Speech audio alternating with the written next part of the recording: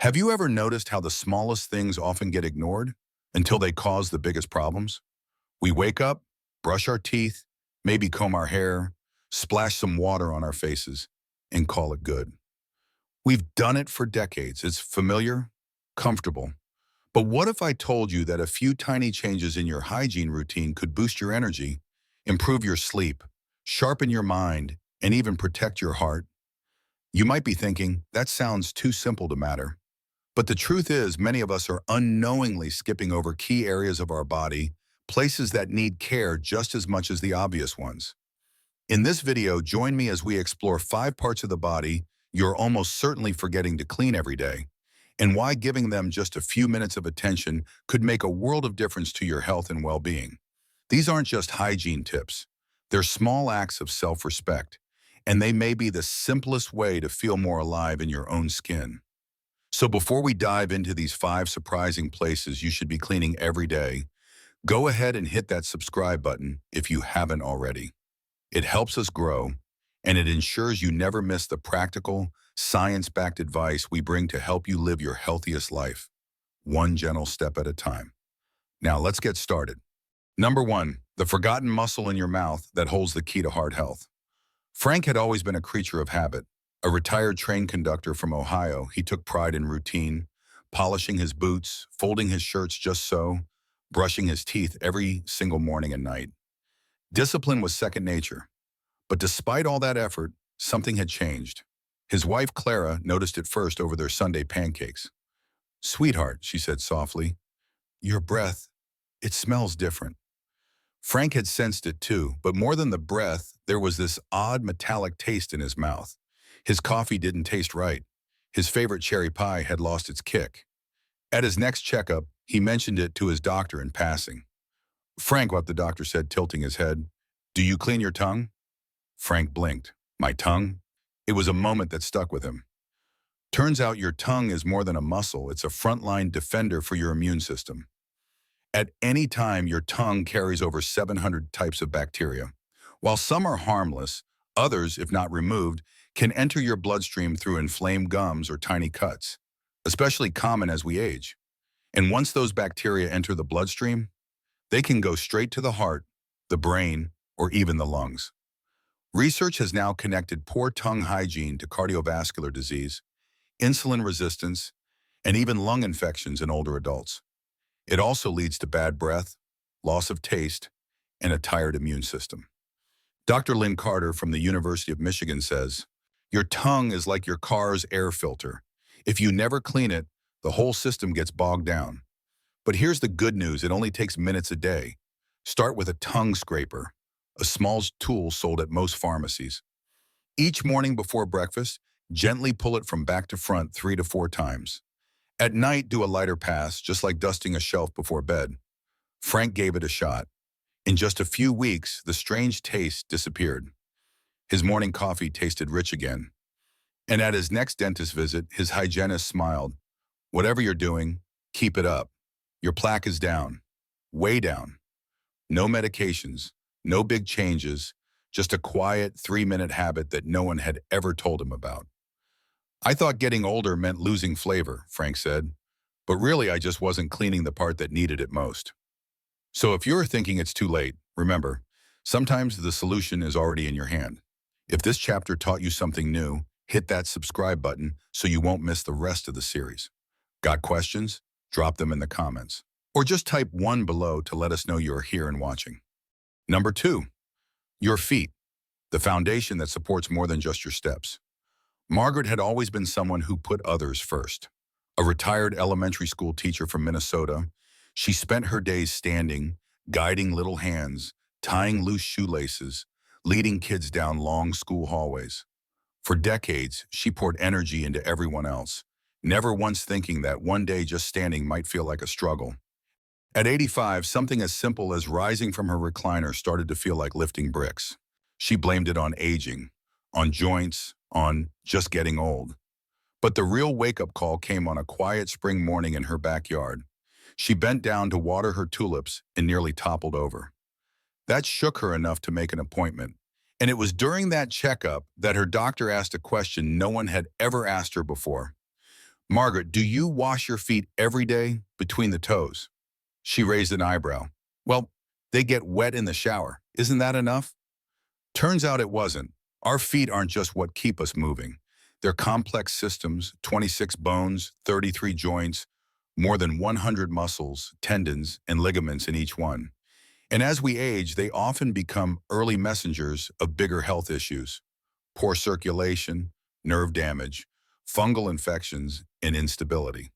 Dr. Evan Morris, a specialist in senior foot health, put it like this: your feet are the basement of the body. If they start to rot, the whole house above them suffers. Margaret took the advice seriously. She began washing her feet every evening: warm water, mild soap, a soft cloth, not a quick rinse, but intentional care. And then she did what most people forget. She dried them completely, especially between the toes, where moisture hides and fungus loves to grow. She avoided putting lotion between the toes. She bought a small mirror to check for blisters and red spots. She even started massaging her arches with her thumbs, just a few seconds each night. In less than a month, Margaret noticed something incredible. The swelling was gone. Her balance felt solid again. And the cane she'd reluctantly started using? She set it aside. I thought I needed surgery, she laughed, wiggling her toes in her new sneakers. I just needed to treat my feet like they were a part of me. And they are, because when your feet are cared for, everything above them stands taller. Was this chapter helpful? Let us know by hitting that subscribe button so you don't miss what's coming next. Got thoughts or questions? Drop them below or just comment too to let us know you're still with us. We're glad you're here. Number 3, underarms. Why sweat isn't the problem and cleanliness is more than skin deep. Walter was a tidy man, a retired electrician from Michigan. He prided himself on details. His garden rows were ruler straight. His basement workshop looked like a showroom, tools lined up, not a speck of dust in sight. But oddly enough, there was one part of his body he never really gave much thought to: his underarms. Each morning he followed the same routine: quick wash, swipe of deodorant, out the door. He assumed that was enough. Until one particularly dry winter, Walter started noticing a rash under his arms. Red, itchy bumps that no soap or powder could fix. He blamed the detergent, then the cold, then age. But nothing helped, until he saw a dermatologist who asked a simple question: how exactly do you wash your underarms? Walter paused. I just wash them, like everything else. What he learned next changed everything. You see, the underarm area isn't just where sweat and odor collect. It's home to over 20 lymph nodes. These tiny filters play a critical role in your immune system, helping your body drain waste and fight infection. When neglected, dead skin, old deodorant, sweat, and bacteria can build up, clogging pores, causing irritation, and even weakening your immune defenses. Dr. Helen Ruiz, an expert in lymphatic health, describes it like this: underarms are like storm drains. If they're clean, everything flows. But if they're clogged, your body backs up. So Walter changed his approach. He began washing with warm water and a soft washcloth, using a mild, fragrance-free soap. He moved in circular motions, then up, down, and side to side to clear every bit of buildup. He dried gently, no harsh rubbing, just careful patting with a clean towel. And most importantly, he waited a few minutes before applying deodorant, giving his skin time to breathe. In just 2 weeks, the rash vanished. It was like flipping a switch, Walter told me. I didn't just feel cleaner, I felt lighter. The itching stopped, so did the redness, and more surprisingly, he started sleeping better. Woke up feeling sharper. It wasn't magic, it was respecting a part of the body that quietly works hard every single day. You can't see your lymph nodes, Walter said, but when they're not happy, you feel it everywhere. If you're still with us, go ahead and hit that subscribe button so you don't miss what's next. Got a question or thought? Drop it in the comments. Or just type 3 to let us know you're still watching. We love having you here. Number 4, your nose. How clean breathing can clear your mind and extend your life. Paul had always loved the scent of fresh-cut wood and morning dew. At 75, he still lived in the log cabin he'd built with his own hands on a quiet hill in Oregon. His mornings were slow and sacred, tea in hand, deep breaths in the chilly air. That daily ritual grounded him. Until one day, it didn't. He started waking up foggy, his nose constantly blocked, his throat dry. At first, he thought it was seasonal allergies, then age, then the dry mountain air. Nothing helped, not sprays, not pills, not even sleeping with the window shut. The turning point came one Saturday afternoon, sitting with his granddaughter on the porch. She was telling him about her school project. He drifted off mid-sentence. That scared him more than the stuffiness ever did. His daughter, a nurse, sat him down the next day. "Dad," she said gently, "have you ever thought about cleaning your nose? Really cleaning it?" He laughed. "What do you mean? I blow it every morning." "No, like rinsing it, like you brush your teeth." That idea felt strange to Paul, but he gave it a shot. Because here's the truth. Your nose isn't just a tunnel for air. It's your first line of defense against the outside world. A natural filter that warms, moistens, and cleans the air before it reaches your lungs. And like any filter, it needs regular care. Dr. Marcy Lin, a leading pulmonary specialist, explains, "Your nasal cavity is like a built-in air purifier, but if you don't maintain it, your whole respiratory system suffers." So Paul started simple. Each morning he splashed warm water around his nostrils and used a saline spray. Within days, his congestion eased. He added a neti pot, a small teapot-like device that gently flushes the sinuses with a saltwater solution. At first, it felt awkward, but within a week, something shifted. He woke up breathing clearly. The pressure behind his eyes was gone, and for the first time in years, he slept straight through the night. "It was like someone cleared out the fog in my brain," he said. "I didn't realize how much tired breathing was dragging me down." Nasal hygiene isn't just for allergy season. It's about oxygen, about clarity, about protecting your brain, your lungs, and your energy. Paul now treats it like brushing his teeth, non-negotiable, because breathing well, he realized, is living well. If this chapter helped you breathe a little easier, make sure to subscribe so you don't miss the next one. Got a question or just want to say you're still here? Drop it below or simply type 4 in the comments. We're walking through this together.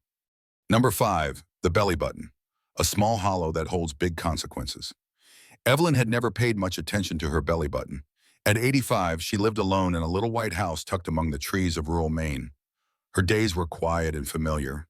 She made oatmeal with cinnamon each morning, read historical novels by the window, and kept her linens folded like they belonged in a magazine. But there was something she couldn't quite put her finger on, a faint, musty odor that clung to her clothing, no matter how often she washed them. At first, she assumed it was her laundry soap, then her diet, then maybe just age. It wasn't until a routine checkup that she brought it up, almost as an afterthought. Her nurse practitioner, a warm woman named Karen, asked her gently, "Evelyn, do you ever clean your belly button?" She blinked. "You mean with soap?" That question stopped her cold. The belly button, so small, so forgotten, turns out to be a tiny trap for sweat, dead skin, oil, and bacteria. Warm and enclosed, it's the perfect environment for buildup that's invisible until it starts causing problems. Dr. Rachel Kim, a respected dermatologist, explains, "Your navel is like the inside of a seashell. It looks clean from the outside, but inside, moisture and residue can silently accumulate over the years." That night, Evelyn felt a little silly, but she gave it a try. She warmed a washcloth, added a small amount of mild soap, and gently wiped inside her navel. Then she rinsed and dried carefully, using a cotton swab with a drop of witch hazel, just as Karen had suggested. The next morning, the smell was gone. Not covered, not perfumed, gone. She smiled as she folded her sweater that day. The skin around her stomach felt softer. The irritation she'd blamed on aging, also gone. For the first time in a while, she felt fresh, really fresh. From that day forward, Evelyn added belly button care to her weekly self-care ritual. A gentle cleanse, a quick visual check, a quiet reminder that even the smallest parts of her deserved care. "It's funny," she told me later, "how something so tiny can change the way you feel in your own skin." For those with diabetes, a weakened immune system, or even old piercings, cleaning the belly button isn't just about comfort. It's a simple act of prevention. Because in health, it's often the little things we overlook that matter the most. If this chapter gave you something to think about, tap that subscribe button so you never miss a story like this. Got a thought or just want to say you're here? Leave a comment or type 5 below to let us know you're still with us. Your presence matters. You've made it through all 5. And maybe you're thinking, really? My tongue, my underarms, my belly button? But as you've heard through the voices of people just like you, those small, often ignored places can hold the keys to better balance, better sleep, clearer breathing, and even a stronger immune system. Because aging well isn't always about big changes. It's about showing up in small ways every day, about honoring the body that's carried you through so much, one breath, one step, one gentle rinse at a time. These tiny rituals, they're not about vanity, they're about vitality, about remembering that you matter, every single part of you. So here's my hope, that after this video, you'll look in the mirror with a little more curiosity, a little more kindness, and a quiet promise to care, deeply and deliberately, for the beautiful body that's still carrying you forward. If you found this video helpful, please hit the like button, subscribe to the channel, and turn on the notification bell so you never miss the simple but powerful tips we'll continue sharing. Thank you truly for spending your time with me today. Take care of yourself, and I'll see you in the next video.